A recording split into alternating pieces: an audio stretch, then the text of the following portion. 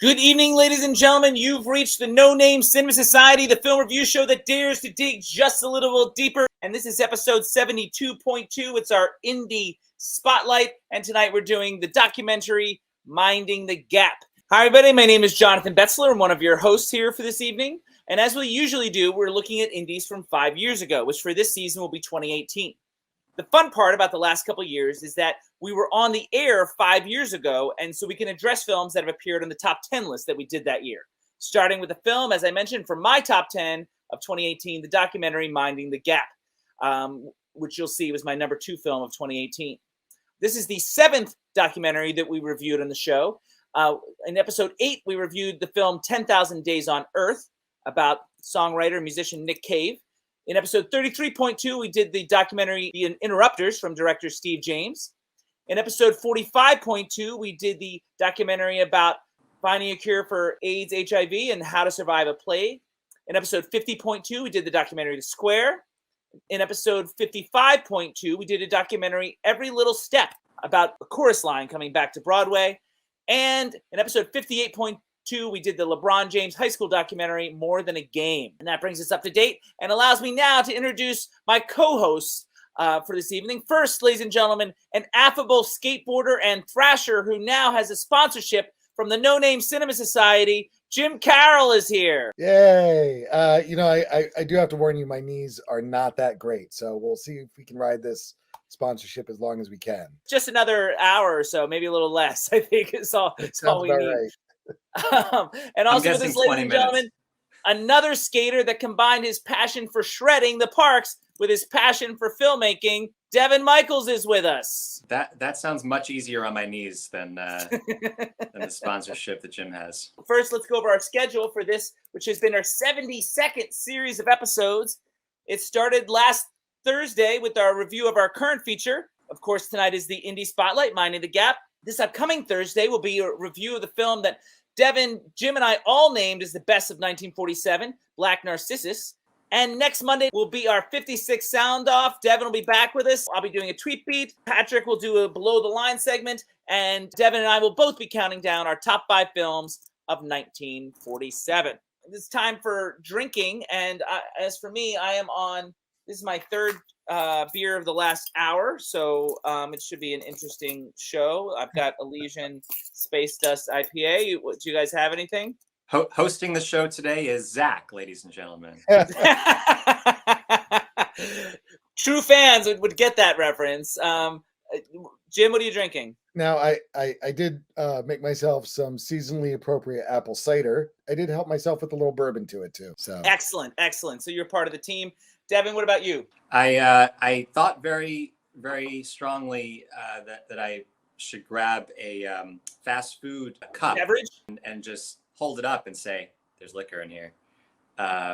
One of the funniest moments in the movie, but I couldn't find one in time. So okay, yes, fair enough. Nada for him. So Jim and I will be drinking along with you guys. And here's the drinking slide. Things that you drink to when we do them on the show. Anytime I say contrived, contrivance, verisimilitude, or diegesis. Anytime Devon says there's something about. And anytime Jim mentions his children. Those are times that you guys drink on the show. So cheers to Jim and the drinking audience out there. I wonder what's next. I think it's summary. It is Minding the Gap. Filmmaker Bing Liu, in his early 20s, returns to his hometown of Rockford, Illinois, to make a film featuring the skateboarding friends he spent most of his teenage years with, because they have something else in common outside of the sport they love and excel at, and that's a history with domestic abuse. We do Indie Spotlight's a little different. The fans of the show would know that. If you're new to the show, I'll explain it again. The one who recommends the film has to basically present the film to others, and almost like a dissertation. And so normally, on old Indie Spotlights, this is where I'd explain why I recommended the film. But as I already said, this film made my top 10 of 2018, and I already talked about it then, and I talked about it again, and this will be news to these guys, when it made my top 10 films of the decade.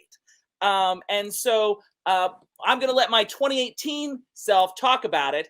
From our top 10 show on February 19th, 2019. Here's what I had to say about Minding the Gap. So my number 2, the only doc ever to make my list before this was Listen to Me, Marlon in 2015. 2 documentaries have already come up on James's list with both Won't You Be My Neighbor and Free Solo. But I've got another one that I think is one of the best documentaries I've seen in a long time. This film is a revelation. It's called Minding the Gap. It's almost inspiring in how one friend tries to document the lives of his buddies and winds up almost unknowingly painting a picture of life in modern day America, especially as it pertains to the lost youth of the country. In doing so, it gives us insight into domestic abuse, substance abuse, racism, and classism, an ultra relevant work of art. This film is raw, but that's almost part of its charm. There's so much heart and depth and commentary. Part of the joy of it is that I'm not sure what they've set out to do. It's almost a very happy accident. If I have any minor criticism about the film, it's that at the end it gets a little overly sentimental, as if towards the end of the edit they realized what they had, which burst that bubble of the lack of self-awareness that the rest of the film seemed to have. So that's disappointing, but it doesn't take away from the first 90 minutes, which was borderline life-changing for me. So we didn't talk much more about it then because neither of those guys on the show had seen the clip, neither James nor George. But yeah, I can basically stand by a lot of what I said that night. So you guys were part of the show back in 2018, although not on that particular show. Had you seen or heard of this movie before being assigned it tonight? Yes. Tonight? Yes. Had heard of it and seen it? Yes. Okay, so they both seen it. All right, so let's go with opening thoughts. Jim, you're first. 1 sentence or less. How'd you feel about Minding the Gap? Oh, I thought it was an incredibly powerful, moving documentary. Devon. Yeah, I loved it when I first saw it, and I loved it again rewatching it for today. It's beautiful and honest, and is really a must-watch. And so are either of you surprised to hear that it was my number 2 film of 2018? Does that sort of in line with what you remember about your favorites of 2018? Do you feel like it should have beat Free Solo for best documentary in 2018? And how do you feel about learning it was on my top 10 of the decade? Does any of those seem overkill to you, any of those statements? No. Devon's shaking his head to our audio podcast listening audience. I don't like Free Solo and Minding the Gap are such different documentaries. For sure. I can see how it can go either way. Free Solo won the Oscar because almost like the acrobatics of the filmmaking, I mean, the challenges of the filmmaking versus what the film was actually saying. I mean, Free Solo is one of the few documentaries I remember like gripping the edges of my seat. Even though I knew we weren't going to watch a guy die, I was scared for him. I was in the place of those filmmakers. This movie, as Devon said, honest, and it has all of this heart. And you talked about the cycle of domestic violence. I cannot compare them. If you were a voter for the Oscars in 2018, you would have had to. But I also seem to remember, and correct me if I'm wrong on this, but you were also in the camp, speaking of a good documentary year, you were also in the camp for Won't You Be My Neighbor, which is a documentary I had a lot of structural issues with from a filmmaking point of view, not a content point of view. Yeah. But you were big on that documentary as well, as I recall. No, I mean, that's, we grew up with Mr. Rogers and having that nostalgia and touch point, I was crying in the theater. Well, I cry at everything, so it doesn't really matter. But I think Devon and I sort of agreed on some of the flaws of the documentary, a rare agreement for Devon and I on Won't You Be My Neighbor, as I recall. And on this film, which is a segue to let's dig into this film. And for documentaries, it's less about the content sometimes because if they're not going to bother making a documentary if it's not already good content, But it's about the structure and how they tell the story. Usually, when we're evaluating documentaries, it's about form. So that's what we're going to talk about here. So when we talk about documentaries on the show, it's a little different of a structure. And I'm going to start with talking about character development. And it seems strange to talk about that when it comes to a documentary, but so many docs fail at this very basic storytelling concept. And Devon and I talked about this at length because Devon was on the show How to Survive a Plague in episode 45.2, another rare agreement for Devon and I. That's something that film did very well as this one. And that is giving us people to root for and following their lives. It's essential for docs to introduce us to people to care about, just as any narrative storyteller would. And just like most narratives, this film has main characters and then supporting characters, and then unseen characters that we feel affecting the action. And in the edit, which I'll talk about as well, they perfectly balance each of the character arcs to achieve maximum impact without ever forcing the issue. It feels charted in a very positive way from a dramaturgical point of view. Their paths are like parallel lines that start to veer off in different directions in ways that were likely unexpected to the filmmakers. But they wound up utilizing that to further their exploration of the themes, which we'll obviously get to in the T word. Devon, anything on this idea of character development? Yeah, I think that's a really apt comparison to How to Survive a Plague. One of the many strengths of Minding the Gap is the kind of slow burn of getting to know each of these individuals and how they fit into all those larger narratives and themes, just these human beings. This has that gradual introduction to each of these people that gives you exactly what you need to know about them at each particular moment when the filmmaker wants you to know that part about them. And that's really hard to pull off, and is just one of the many exquisite filmmaking skills that were demonstrated here. Yeah, and a lot of it comes down to the editing, which I'm about to dig into. But it never feels. I think the skill is I never felt manipulated. Everything just sort of felt natural. Like, oh, now it's time to see Kier. Now it's time to check back with Zach. Yeah, it felt like it was manipulation, but the most gentle form of manipulation that's just called being a human being with empathy. This was the natural next piece of information we want and need in this exact moment, almost like as natural as breathing. Agreed. Jim? Yeah, I mean, it's I first of all, agree with everything that you said. I think it's also the efficiency of the character development. We meet Kier, and then it immediately goes back to Kier, age 11. As he's talking, we know exactly. We feel like we have also grown up with him. Credit to Bing Liu in documenting everything from the previous 6 years before he knew he was making a documentary. You kind of lock into these people so quickly and know who they are, and it feels like you know them, so that you can go on to this journey with them. My theory is, given how close Bing Liu is to the material, that it's not until editor Joshua Altman came on board. I imagine like Bing Liu put together some sort of a rough cut that was probably 4 hours long or something. A more seasoned editor like Joshua Altman comes along and starts to shape the material, and the film really starts to take shape. And that leads me to talk about editing in the sense that I did feel a lack of manipulation until that end montage that I talked about in the 2018 clip, that I admit was well edited. It showed a flair for editing. I just thought it was an overly sentimental choice. The rest of the film didn't feel that way to me. The other thing I said about editing is the balance they manage when juggling all these characters. Not once did I feel like we were with one person too long or too short. And I almost never feel that, especially in documentaries. I feel like they get hung up on one particular character or another. And I feel like on other documentaries we've talked about, like The Interrupters, that specific issue has come up. And Jim alluded to this a little bit, is the incorporation of archival or home video footage worked very well in terms of the character building that we've already discussed, giving us that very important sense of history. So guys, I think we probably covered this a little bit because it's sort of tied with the character development. But anything else on the editing, Devon? Well, I think what was really effective in this film, more so than when I see it attempted in other docs, is bringing in some B-roll and how perfect it is, almost introducing it as another character. So, or even some of the billboards. Exactly what I was about to say. The billboards were another character in the film, and we saw them at certain moments commenting, and you almost can hear the school board members arguing. I think the whole city is a character. That's something I'm going to get into in the T word. But yeah, absolutely. The rest of my comments, before we get to the T word, are things that you guys pretty much already mentioned. If you want to talk about that little end editing issue that you have, sure. I kind of suspect that is a symptom of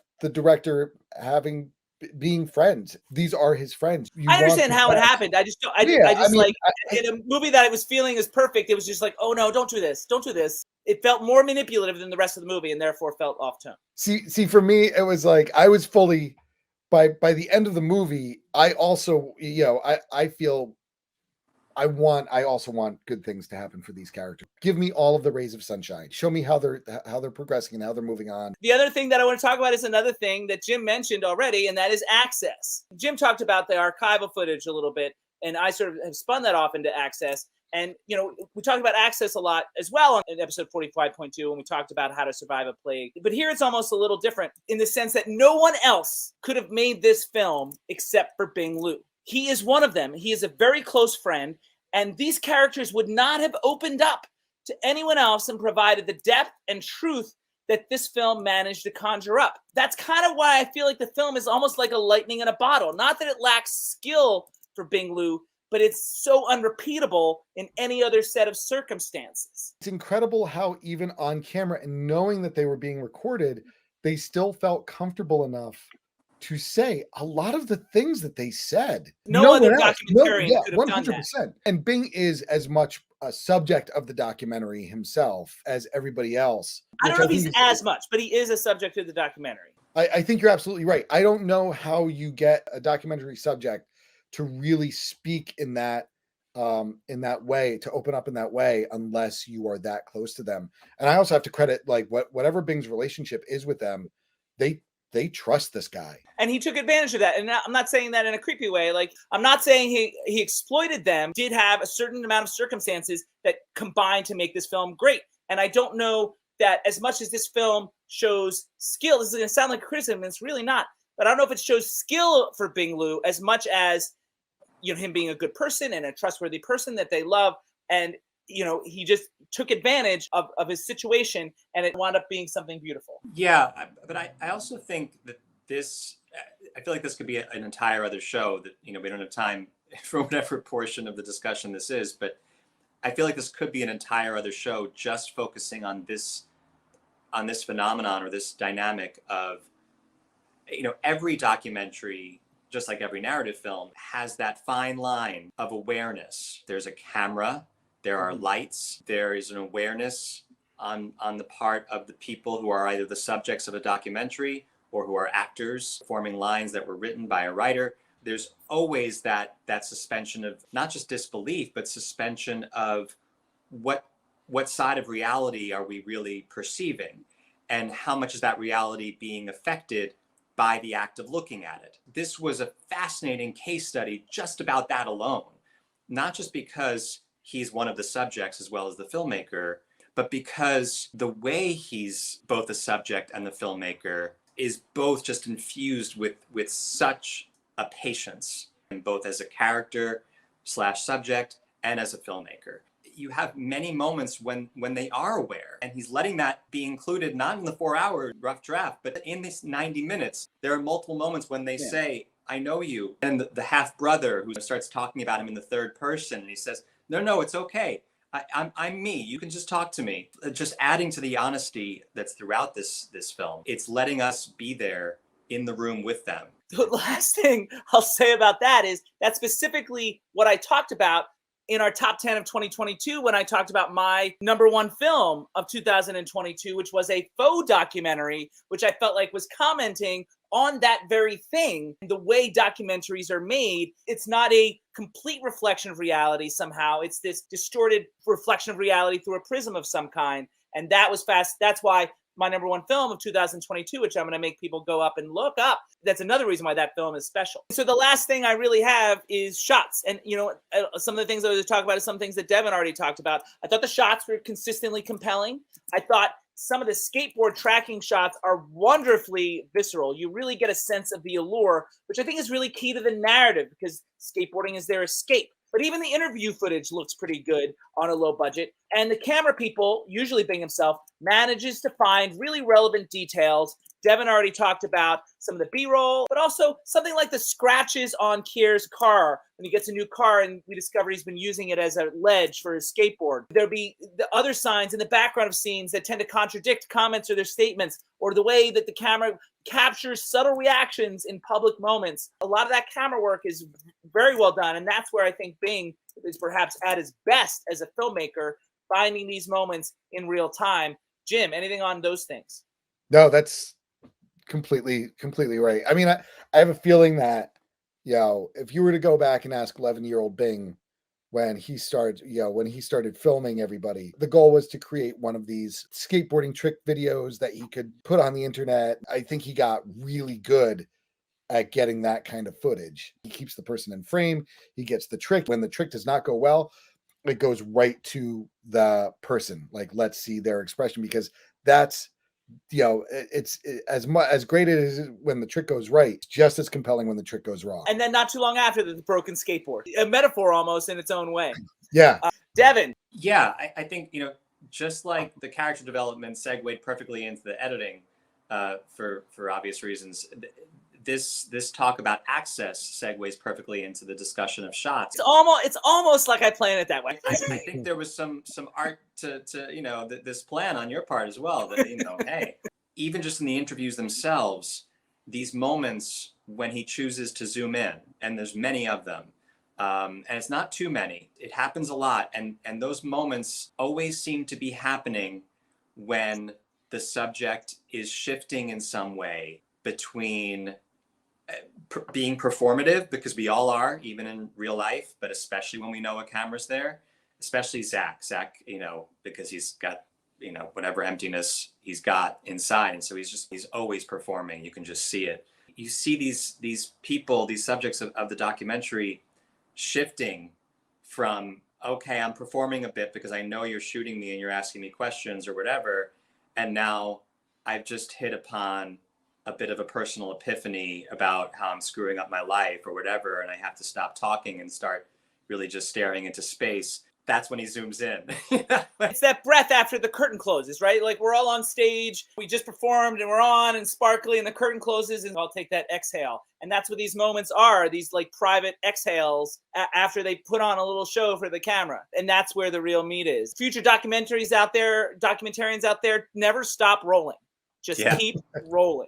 Especially now, there's not on film. It's just ones and zeros. It doesn't cost a lot. Just keep rolling. There's no reason not to. Devon, this is going to be the heart of the show. It's your favorite segment. What's it time for? Probably the T word. It is time for the T word. This is where we talk about the themes of the film. When we first started the show, anytime we talked about themes, our founder, Drunk Davey, was uncomfortable. He said it felt like homework, and he didn't want to talk about themes, so we had to dance around it, called the T word. Segment was born. I know I talked about a lot of different themes on the show in 2018, and that's what I think makes it a great film. But perhaps an essential one is that it encapsulates so much about the modern human experience. The film obviously set out to be about abuse, but in doing so, it found so much more, at least to me. And so, since domestic abuse is on the surface, I'd rather use the T word to live up to the maxim of the show, and I'd like to dig underneath that. And I'm going to throw my first two themes together because they sort of coincide. They're a little connected. And the first one I'm calling American masculinity. Most of the characters in the film are young men, and all of the abusers in the film are men. So I couldn't help but wonder about modern masculinity. And this might be a stretch, but there seems to be something uniquely American about the use of violence in both conflict resolution and as a form of education somehow. Education through physical discipline. That might not be a shocker when it comes to previous generations, but the film also shows us the potential of the next generation to fall into those same traps, continuing the cycle of abuse. It shows us the connection between self-loathing and abuse and masculinity. The expectation of men of any age is to be in charge, to be in control, the alpha male. And when that control is threatened, it triggers that pre-existing self-hatred that somehow requires that control be reestablished, and violence ensues. This is not to suggest that all men are violent or all men are abusive, but what I see in this film is an issue that seems to be on a cultural level, a pattern of men with a deep inability to communicate or cope, or have to resort to physical abuse or substance abuse or some combination of the two. I also don't want to suggest that I'm saying woe is men. Their actions and behavior is inexcusable in these cases, but it would be helpful if it were also explainable. We can't stop the cycle without understanding it. This film shows us the evolution of a newish abuser, someone that was affable and friendly and somewhat likable as a character before we discovered his darker side. Without condoning his actions, we also witness his deep, deep pain. And then can perhaps transpose that to the abusers that are unseen. Were they too in pain? And what could have caused that pain? One of the victims in particular actually forgave his abuser, albeit posthumously, to the point that he actually tried to explain it away, understand it, and accept it as possibly the proper course of action. Maybe that's a healthy approach, but I wonder if that would have remained true had the abuser still been alive. Forgiveness, such as it was, only came after there was nothing left to fear. The commonality feels like it's the idea of men feeling small that leads to the rage, that leads to the violence, and what are the factors that make men feel so small? And so I'm wondering if there's something about modern masculinity that's contributing to this, especially in America, where violence is sometimes lionized and accepted or rewarded. And the dark cloud that hangs over this is my next theme, and that is the socioeconomic situation, the poverty of these families in this town, which is another likely factor in contributing to the lack of self-worth of these abusers. The film does a good job of showing the town during transitional moments without being overt about it, hammering home this theme, at least to me, adding to the sense of societal issue that perhaps those of us that live in major cities might be insulated from. One thing the film does is it highlights the amount of domestic abuse cases in that area, and further research would corroborate that would be true not just in Illinois, but nationwide, the connection between lower income areas and domestic abuse. So guys, I've got a couple big things, but this is the film that has a lot: American masculinity and poverty, and potentially the connection between the two. I know there was a long essay, if you will, but there's a lot in this film, and I felt like those are connected, so I wanted to bring them out. Devon's nodding, so it sounds like he's got something to say first. No, I think that was a really good encapsulation of the primary themes that this film delves into so well. The themes of the cycle of abuse, the cycle of poverty, the cycle of destructive cultural norms surrounding questions of what it means to be masculine, or what it means to be powerful, or what it means to be American. On one hand, this is not news. These are ideas that have been batted around for a long time. But because of how honest and personal and specific this film is looking into those things, it really ends up taking it to a new place. Devon doesn't think I'm that far off base. No, I mean, I don't think you are either. It's clearly laid out, I think, especially with Zach in the film, where you see him talk about his father. He also seems to deny it more than the others a little bit, right? I mean, he brushes it under the carpet in his performative way. There's three moments that I think bring it out. One is when he talks about his father and like how he learned from him. He was a carpenter and he brought him up. And that's right before he takes a hard left conservative term. Later, he goes back and he says, "Don't show any emotions, put it into your work. That's what my dad always did." And I think that's like a huge reveal of like this bottling up. Finally, the third one is when he admits that, sometimes a woman just needs to be smacked. I think you have kind of almost that cycle, like what he's learned from his father right there. But the lesson is about what it's like to be a man. Like, I think it ties back. This is what it is. Yeah. This is how a man behaves. The critical lesson that he learns is men don't show emotions, men do work, men bury their feelings, and they take control. I think all of the characters need that sense of control, and skateboarding is that outlet for them. Yeah, I think that's a really important way to look at it, that this sort of contrast between feeling like you have a purpose and feeling worthless. And there's this really extraordinary moment pretty late on in the film, spoiler alert, when Zach says to Bing, "I'm not like you. Like, you're able to like take basically the same abuse that I took and turn it into something, like finding a meaning and a purpose and a way to control it," like Jim just so well put, a way to control it in a way and move from it, get something worthwhile from it. It's a bizarre moment of self-awareness of someone actually embracing, like, no, I can't do it. Yeah, there's people who have had it just as bad as I've had it, and they're able to make something from it that's positive. That's not me. I'm caught. I'm trapped. The word that keeps coming up for all three of us is control, and the illusion of control. Even if it's an illusion, even if none of us have any real control, just temporarily grabbing some control and self-control makes having any kind of purpose possible, and purpose is a prerequisite for just any kind of positive in your life. But self-control is the only real control, right? That's the only real thing that we can control. But it is so difficult to interact with the rest of the world when you feel so out of control, just for anybody a lot of the time. The next one I have, I'm calling Growing Up. And I mentioned, when I did the 2018 show, the Top 10 2018, I called it Youth. Because this feels like a cross section of what growing up in America today is all about. For this group, they use skateboarding as a means of coping and escape. For others, it's video games or TikTok, and still others, it's more negative things like gangs or crime. Throughout most of the film, I sensed an overall lack of direction, almost ennui, possibly as a result of being victims of abuse, which also adds to that lack of self-esteem that we talked about.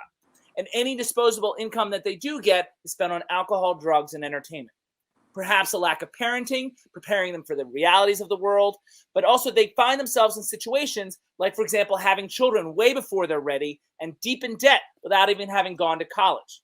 But the good news is the film does show us maturation, and they grow up before our eyes, some faster than others, obviously. But even Zach, who keeps coming up, seems to be going down a very dangerous, self-destructive path, seems to have turned a corner, starting to put his life together. However, it does seem that these kids, and many like them, are starting behind everyone else, at a disadvantage. The lack of opportunity, lack of confidence, lack of motivation that stunts their growth for a group of kids that often need to grow up sooner than most because they don't have the insulation that some of us did that grew up in different areas. Jim, I'll let you go first on this one. No, I also had growing up, it's a universal theme, transition state between, in this case, high school and going right into the real world, where you are expected to go out on your own and make your way. And the expectation of, you're when you're growing up and you're in school, and there's sort of this idea of the path will magically reveal itself and you will be set to a life of success, even if it's not wealth,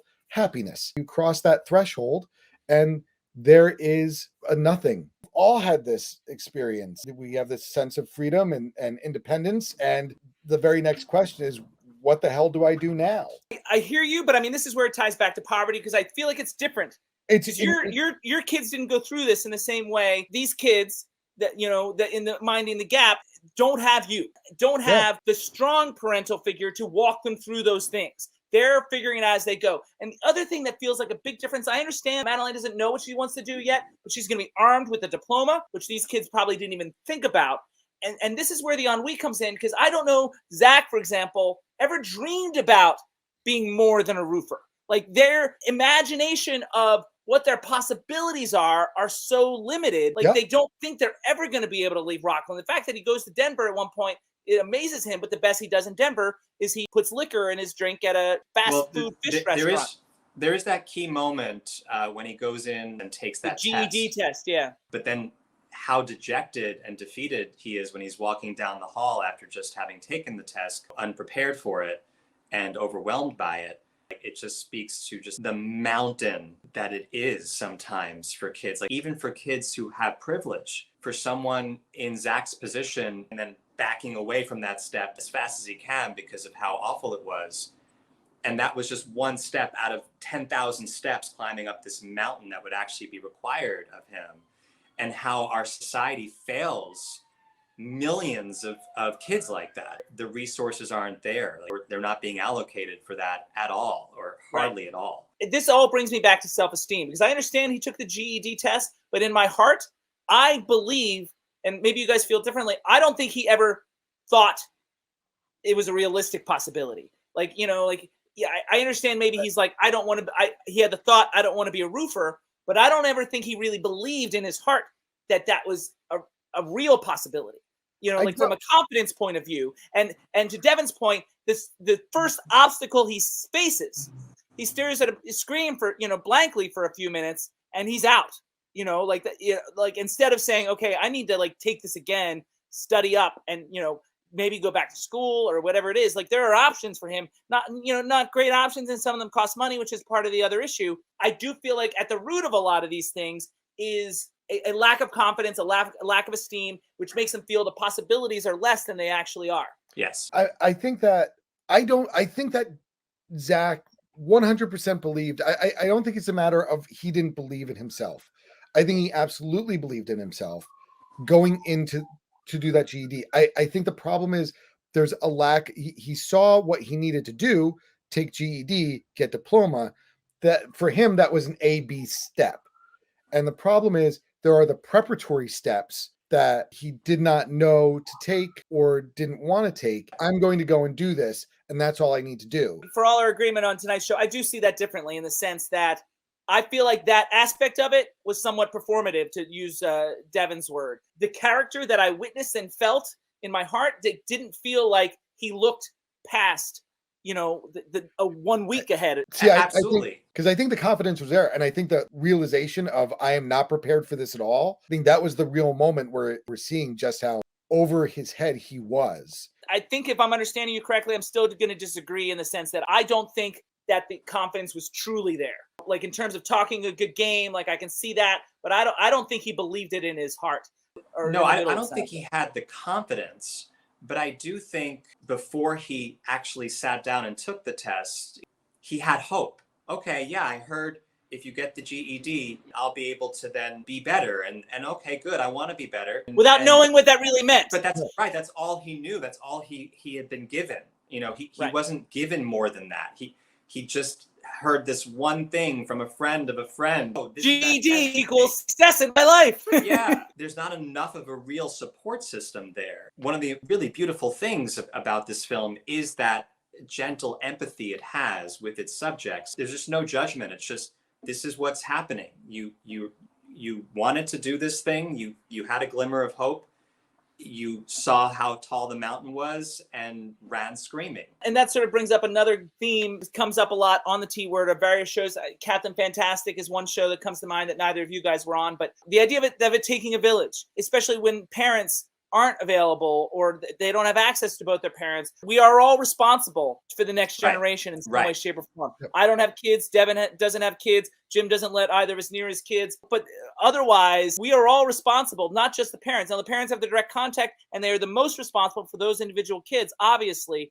But for the next generation in general, to some degree, we are all responsible, or should be, in helping get them to that next level or provide that hope, that possibility. There are several moments in this film where you're frustrated by the kids you're watching and you want to shake them and talk some sense into them. The theme we were just discussing and the moment we were just discussing is this powerful statement on why we can't exactly do that, because it is understable. It is a collective problem. Right, but I mean, there's also hope. They don't understand that there's more opportunities out there until they do. As far as Kier's concerned, at some point, Kier learns that there are possibilities outside of Rockford. He is able to find the courage that Zach doesn't really have to go out on his own, make it on his own. And he as the film goes along, he sort of rises up the job ladder in the hometown and makes enough money to get out of the hometown. He applies himself,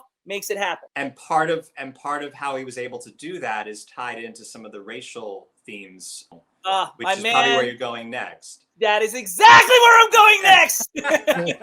It's ironic, right? Because of he came through all the for things, me. all these horrible disadvantages that come up multiple times when they do discuss racism in the film. That comes up, but it also, ironically, is one of the reasons why he, as an individual, finds that motivation, finds the way out. The fact that who taught him that lesson skateboarding, brings up his father, and the fact that his father told him that some of those key lessons about that. And then, but in the midst of being an abuser, that's the complicated scenario that we're dealing with. But then he finds it through skateboarding. He finds the confidence that he needs in general in his life. So yes, that is the segue. It's a smaller aspect of the film, but I mean, like I keep calling this film sort of a tapestry of American youth and the modern day experience. And what tapestry of American youth and the experience would be complete without some sort of acknowledgement of racism? All three of our characters are different races, which doesn't seem to be an issue at first. But this film shows, to me, a more realistic, sobering view of racism. Not the overt hatred that we see in many narrative films, but more of a racism based on ignorance. And that, too, could take us back to education and parenting and growing up, in the sense that many of these things need to be taught, learned, or in some cases, unlearned. Jim's our musical theater guy. The old song about racism from the Pulitzer Prize-winning musical South Pacific, You've got to be carefully taught is the name of the song, suggesting racism is not preternatural. And that if that's truly the case, then what role is the educational system playing in trying to undo some of the backwards thinking that kids might be learning at home? And so that's what I derive from racism. Devon saw some other things in it that he also talked about. Devon, do you want to elaborate? No, I think you just stated it really well. It's it's not trying to take on, you know, the whole problem of racism in America. Like you said, it would be ludicrous to not have it woven in there somewhere. And the way in which it's woven into the central fabric of this film being about coming of age, finding your purpose, finding control in a world which you can't control, all of that is so interconnected with what your background is. Jim. Yeah, I mean, I also think that it's important to note like who's making this movie. Bing definitely takes more of an active role with Kier and his ability to highlight these moments, especially when you have the group of white kids watching that one video and the camera coming over to center on That's one of the Kier, moments where, like, I talk about actively finding not close-ups and participating. finding reactions in public moments. Yeah. Also, the scene with he had a new group of friends. One of the kids just starts talking, and he thinks he's being an ally, this kid, and he's just not. You know, and that's why I talked about ignorance to some degree as well. You know, back to another theme, those things are magnified in lower income areas. Yeah, all those themes come back to that idea of finding control where you don't really have any, or you do have some, but finding what little control you have and making that work for yourself. That's a part of growing up in America. And again, I feel like there's something uniquely American about this film. I feel like, guys, that brings us to closing thoughts. You know, before we wrap here, and we covered a lot of ground, so who knows if there's anything left to say. And you know, a lot of it was based on the T word because of the nature of the piece. Devon, anything you'd like to add or subtract? You know, your closing thoughts for tonight. Gosh, I think we've covered it. I mean, I think you know, another little grace note that we haven't really mentioned is how much we see of the little baby that Nina and Zach have. I thought about that, and I trimmed it from my script. I had a little paragraph about that, but I cut it out. So yeah. Yeah, but almost like the billboards representing the other character of the politicians or society at large. The same thing happens with the B-roll, so to speak, of the baby, in the sense that it's speaking, is this going to get any better? Are these cycles going to keep going? Or are we going to all get a little bit better because of self-reflection like this film inspires? Talked about it takes a village, and the aunt and uncle sort of step up to become a part of the child rearing experience. And so that sort of goes back to that issue. Jim, closing thought. My official closing thought is that I feel like this documentary should be shown to shown in every high school in America. I was thinking that too. I wanted to show it to my middle school students. We often go through these states where we think we're the only ones who feel lost and aimless and alone. This is pretty much everybody. Except for Devon. Except for Devon. You know, our next indie is you know, only one more left in the year. Unfortunately, we didn't get to do too many shows this year, but we'll be going back to our top 10 films of 2018, to a film that not only made my top 10 of the year, but also made George's as well. And that'll be coming up in a month or so, maybe less. Next up, however, on Thursday is our classic movie discussion. And, you know, as I intimated earlier, it is a film that all of us here named as the best film of 1947. And Jim, that film was Black Narcissus. Black Narcissus. So I'm making Mel and Patrick watch Black Narcissus, and you'll hear what they have to say about it coming up on Thursday. In the meantime, ladies and gentlemen, it's time to say goodnight. So say goodnight to the audience, kids. Good night, audience. Go watch this movie if you haven't.